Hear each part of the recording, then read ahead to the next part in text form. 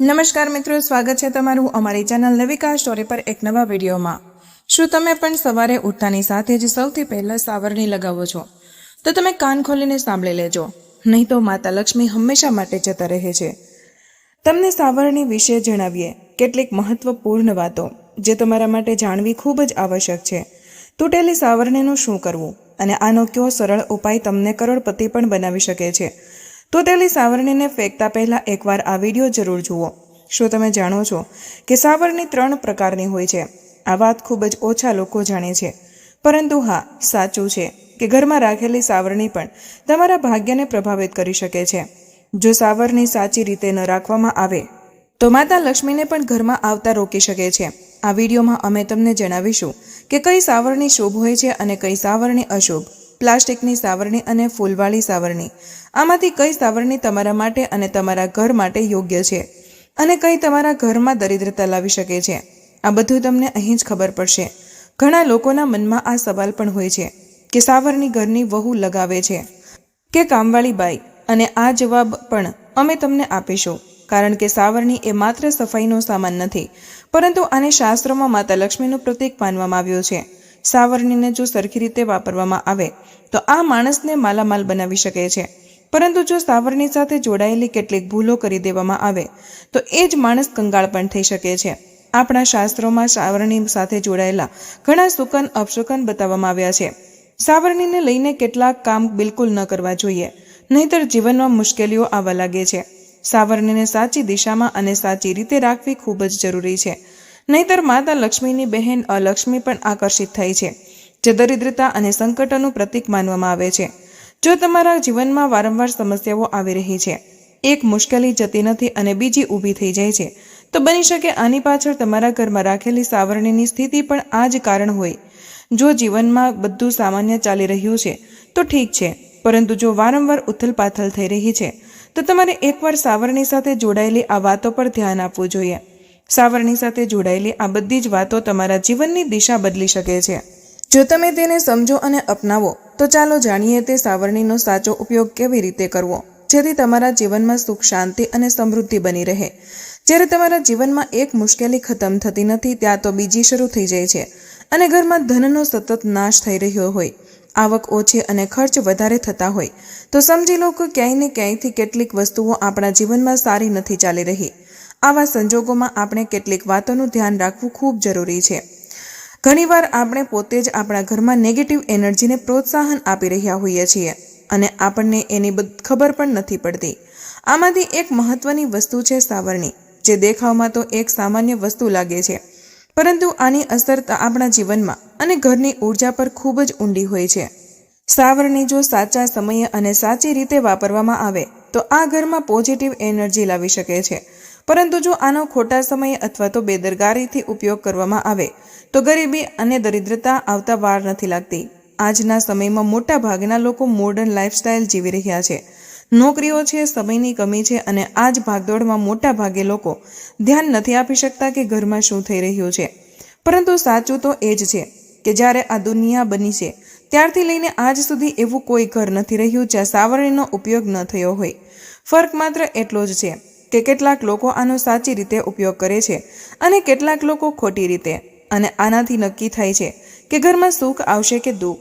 ઘણા લોકો સાવરણીને સાચી જગ્યાએ નથી રાખતા અને ગમે ત્યાં ટેકવી દે છે।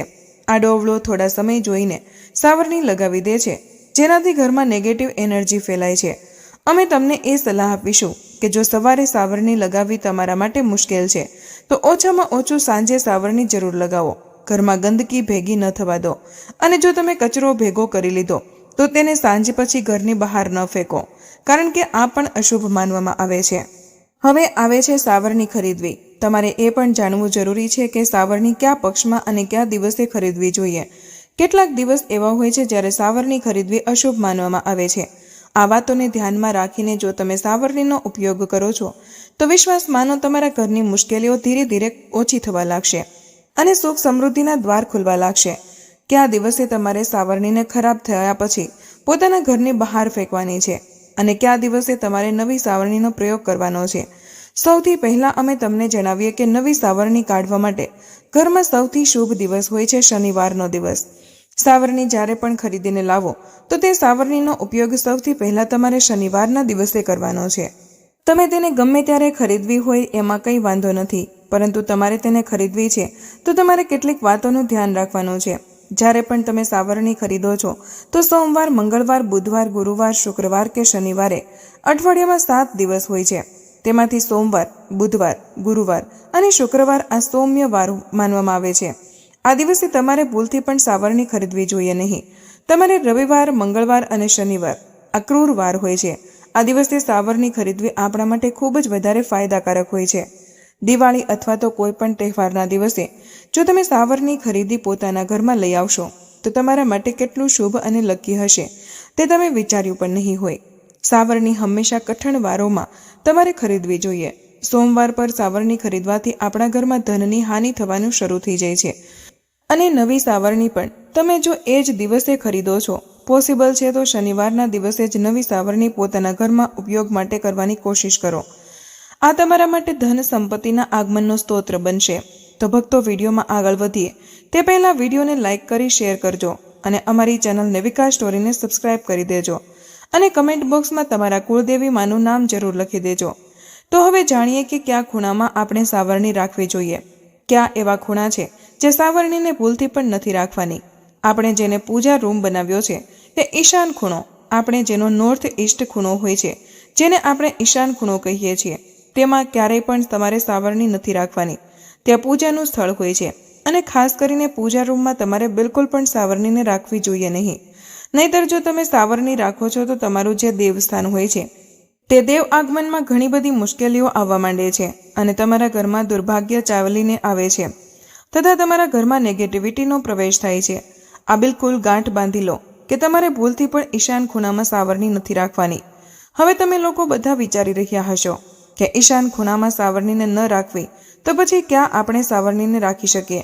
તો સાવરણી રાખવા માટે સૌથી સારું સ્થાન છે દક્ષિણ પશ્ચિમ ખૂણો, એટલે કે સાઉથ વેસ્ટ કોર્નર, જેને આપણે નૈઋત્ય ખૂણો પણ કહીએ છીએ. નૈઋત્ય ખૂણામાં જો તમે સાવરણી રાખશો તો તેનાથી માનવામાં આવે છે કે માતા લક્ષ્મીનો તમારા ઘરમાં વાસ થવાનો શરૂ થઈ જાય છે. માતા લક્ષ્મી તમારા ઘરમાં આવવા લાગે છે. એવું માનવામાં આવે છે કે નૈઋત્ય ખૂણો ઘરના માલિકનું સ્થાન માનવામાં આવે છે. એટલે નૈઋત્ય ખૂણામાં જો તમે સાવરણી રાખશો તો તમારા ઘરનો જે માલિક હોય છે તે દિવસે બમણી અને રાતે ચોગણી પ્રગતિ કરશે. વાત કરીએ તે કે ઘરના સાવરણી કયા સમયે લગાવવી જોઈએ. ઘરમાં સાવરણી લગાવવા અને પોતું કરવા માટે આખરે યોગ્ય સમય કયો છે? આપણા વેદ પુરાણોમાં 4 સમય બતાવવામાં આવ્યા છે. જે વ્યક્તિ રાતના સમયે સાવરણી લગાવે છે તેના ઘરમાં દરિદ્રતા પોતાના પગ પ્રસારી લે છે. આજકાલના મોડર્ન યુગમાં જો પોસિબલ નથી, તમારી સાથે મજબૂરી છે, તો તમારે ખૂબ વિચાર કરવાની જરૂર છે. ઘરને સાફ રાખવું જેથી માતા લક્ષ્મી આપણા ઘરમાં પોતાની જાતે વાસ કરવા લાગે. માતા લક્ષ્મી એ ઘરમાં પોતાનું નિવાસસ્થાન બનાવી શકે. લક્ષ્મીનું નિવાસસ્થાન બનાવવા માટે એમને સાફ અને સ્વચ્છ જગ્યા જોઈતી હોય છે. એટલા માટે ઘરમાં માતા લક્ષ્મીને રહેવા માટે સાફ સુથરું સ્થાન જોતું હોય છે.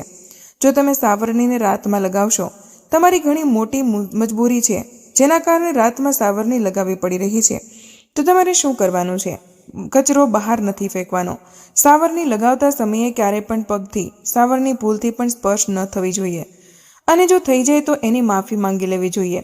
એવું માનવામાં આવે છે કે સાવરણીને પગ લગાવવાથી માતા લક્ષ્મીજી આપણા ઘરમાંથી ચાલ્યા જાય છે અને તેમના સ્થાને અલક્ષ્મી આપણા ઘરમાં સ્થાન બનાવી લે છે. આ સાંભળવામાં ખૂબ જ અજીબ લાગે છે, પરંતુ જો તમે વૈજ્ઞાનિક દ્રષ્ટિએથી જુઓ તો જ્યારે આપણો પગ સાવરણીને લાગે છે તો સાવરણીમાંથી કીટાણુ આપણા શરીરમાં લાગે છે. તમે મોટા ભાગે સાંભળ્યું હશે કે ઘરમાં આપણા માતા પિતા ખીજાતા હોય છે કે સાવરણી પગે ન લગાડો. તો તે એ જ કહેશે કારણ કે સાવરણીને ધર્મ સાથે જોડીને જોવામાં આવે છે. અસલ વાત શું છે? જ્યારે તમે સાવરણીને પગ લગાવશો તો તમારા પગ ગંદા થઈ જશે અને સાવરણીને પગ લગાવવાથી માતા લક્ષ્મીનું અપમાન માનવામાં આવે છે. જ્યારે તમે સાવરણીને પગ લગાવો છો તો માતા લક્ષ્મી તમારાથી નારાજ થઈ જાય છે અને એવી જ રીતે તમારા ઘરમાં કીટાણુઓ તમારા આખા ઘરમાં પગ લગાવીને ફેલાઈ જાય છે. કારણ કે તમે આખા ઘરમાં ફરો છો. ક્યારેય પણ સાવરણીમાં પગ નથી લગાવવાનો. સાવરણીમાં જો પગ લાગી ગયો હોય તો પગ તરત જ ધોવા જરૂરી હોય છે. સાંજે સૂર્યાસ્ત થતાં જ પહેલા સાવરણીની માટીને ક્યારેય પણ ઘરની બહાર ફેંકવી ન જોઈએ. તેથી હંમેશા ધ્યાન રાખો કે સાવરણીને છુપાવીને રાખવી જોઈએ. તમારે ભૂલથી પણ ક્યારેય પણ ખુલ્લી જગ્યામાં સાવરણીને નથી રાખવાની. જો તમે સાવરણીને ખુલ્લી જગ્યામાં રાખશો તો તેને ખૂબ જ મોટું અપશુકન માનવામાં આવે છે. એટલે હંમેશા પ્રયત્ન કરો કે તમે તમારા ઘરમાં સાવરણીને એવી જગ્યાએ છુપાવીને રાખો જ્યાં બહારવાળા વ્યક્તિની નજર પણ સાવરણી પર ન પડે. હવે તમે વિચારી રહ્યા હશો કે આપણે આપણી આ સાવરણીને ક્યાં રાખવી જોઈએ, આપણે છુપાવીને ક્યાં રાખવી જોઈએ. તો તમે પલંગની નીચે પણ પોતાની સાવરણી રાખવાનું વિચારી રહ્યા હશો, પરંતુ બિલકુલ પણ એવું નથી કરવાનું. નહીંતર તમારા ઘરમાં અનાજ ખૂબ જ જલ્દી ખતમ થઈ જશે. એટલે તમારા ઘરમાં પલંગની નીચે સાવરણી નથી રાખવાની. સાથે સાથે સ્વાસ્થ્ય સંબંધિત મુશ્કેલીઓ પણ તમારા ઘરમાં જન્મ લઈ લેશે. જો કોઈ બાળક અચાનક ઘરમાં સાવરણી લગાવવા માંડે તો સમજજો કે તમારા ઘરમાં મહેમાન આવવાના છે. આ બધું આપણે સાવરણી સાથે જોડાયેલા સુકન અને અપશુકન છે. સૂર્યોદય પહેલા ઘરમાં નિયમિત રીતે પોતું લગાવવાથી તમારા ઘરમાં માતા લક્ષ્મીનો નિવાસ થવા લાગે છે. પરંતુ જૂના સમયની એક માન્યતા એવી પણ છે કે ગુરુવારના દિવસે ઘરમાં પોતું ન લગાવવું. આવું કરવાથી માતા લક્ષ્મીજી આપણાથી નારાજ થઈ જતા હોય છે. બાકીના બધા દિવસોમાં તમે પોતું લગાવી શકો છો. આજના જમાનામાં મુમકિન નથી ધ્યાન રાખવું કે આજે કયો દિવસ છે અને કાલે કયો દિવસ હશે. તો જો તમે ખૂબ જ વધારે માનો છો તો તમે આ ચીજમાં થોડું ધ્યાન આપી શકો છો. પોતું લગાવવાવાળા પાણીમાં કોશિશ કરો કે રોજે 1 ચમચી અથવા તો અડધી ચમચી મીઠું નાખો. મીઠું ખૂબ જ સસ્તું આવે છે, પરંતુ બજારમાંથી સમુદ્રવાળું આખું મીઠું લઈને આવો અને પોતાના ડબ્બામાં ભરીને રાખી લો અને એમાંથી જ તમે 1-2 ચમચી પોતું લગાવવાના છો એ પાણીમાં નાખી દો. તમે આખા ઘરમાં પોતું લગાવશો તો તમારા ઘરમાં સદૈવ સુખ શાંતિ બની રહેશે. તમારે શનિવાર રવિવારે જ્યારે પણ તમને દિવસ યાદ આવે તે દિવસે કંઈ પણ વિચાર્યા વગર પોતાના પાણીમાં ખુશી ખુશી મીઠું નાખીને પોતું લગાવી શકો છો.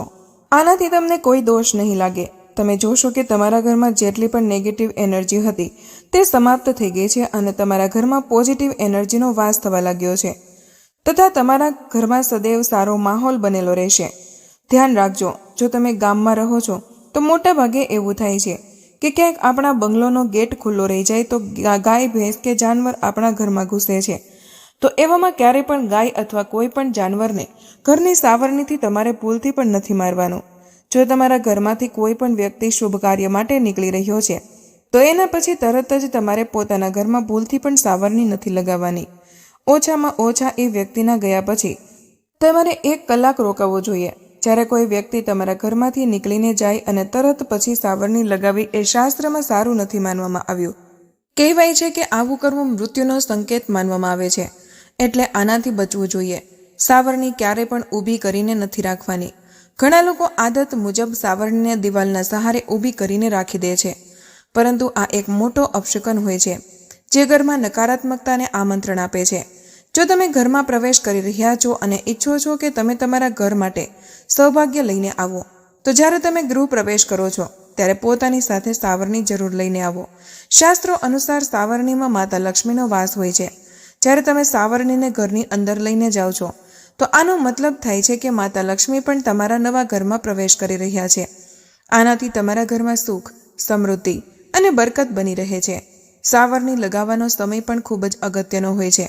ખાસ કરીને સૂર્યાસ્તના સમયે અથવા તો સૂર્યાસ્તના તરત પછી સાવરણી નથી લગાવવાની. તે સમયે ઘણા બધા કામણ કુટુકણ કરવામાં આવે છે. એવી માન્યતા કહેવાય છે કે એ વખતે સાવરણી લગાવવાથી ઘરમાંથી લક્ષ્મીજી જતા રહે છે.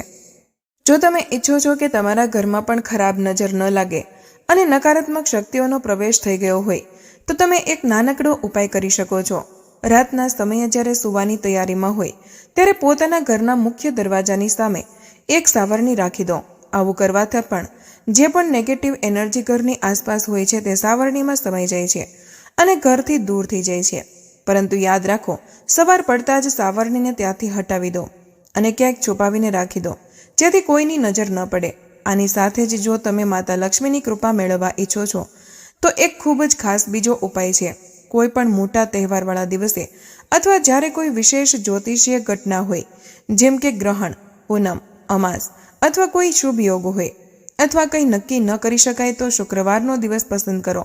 એ દિવસે બ્રહ્મ મુહૂર્તમાં એટલે કે સવારે લગભગ 4 વાગ્યે અને 30 મિનિટે તમારે 3 બિલકુલ નવી સાવરણી લઈને નજીકના મંદિરમાં જવાનું છે.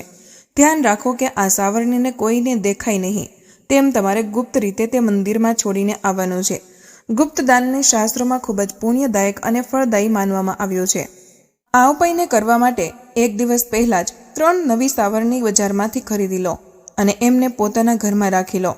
બીજી સવારે બ્રહ્મ મુહૂર્તમાં ઉઠો અને ચૂપચાપ કોઈને પણ જણાવ્યા વગર મંદિરે જઈને સાવરણી ત્યાં છોડી દો.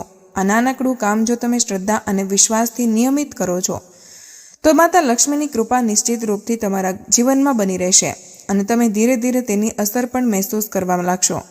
આ તમામ જાણકારી જનરુચિને ધ્યાનમાં રાખીને આપવામાં આવી રહી છે. વાસ્તુશાસ્ત્રના ઉપાયોને પોતાની આસ્થા અને વિશ્વાસ પર અજમાવો. તો મિત્રો, આજનો વિડીયો અહીં પૂર્ણ કરીએ છીએ. આજની આ માહિતી તમને કેવી લાગી અને આ વિડીયો કયા શહેરમાંથી સાંભળી રહ્યા છો તે કમેન્ટમાં જરૂર જણાવજો. માહિતી પસંદ આવી હોય તો વિડીયોને લાઇક અને તમારા મિત્રો સાથે શેર કરજો. ચેનલ પર નવા હોય તો ચેનલને સબસ્ક્રાઇબ કરવાનું ભૂલશો નહીં. મળીએ એક નવા વિડીયોમાં. ત્યાં સુધી બધાને જય શ્રી કૃષ્ણ. ધન્યવાદ.